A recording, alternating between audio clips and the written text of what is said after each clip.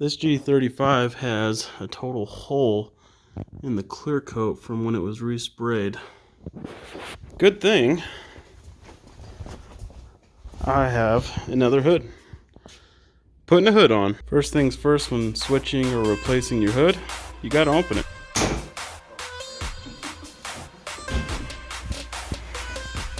Now my hood is real easy. The ports that spray your window washer fluid aren't located on my hood.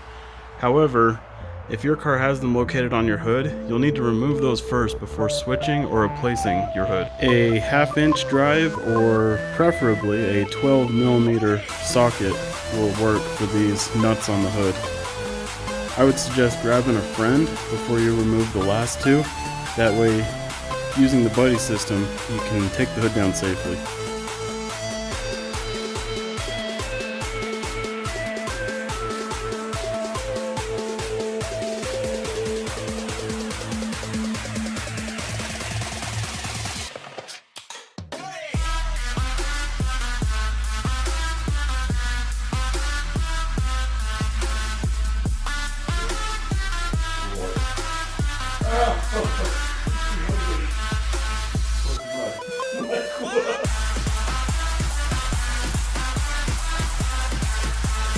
When working with body panels, the main thing to pay attention to is that the gap all the way along the panel is as close to the same as you can possibly get it.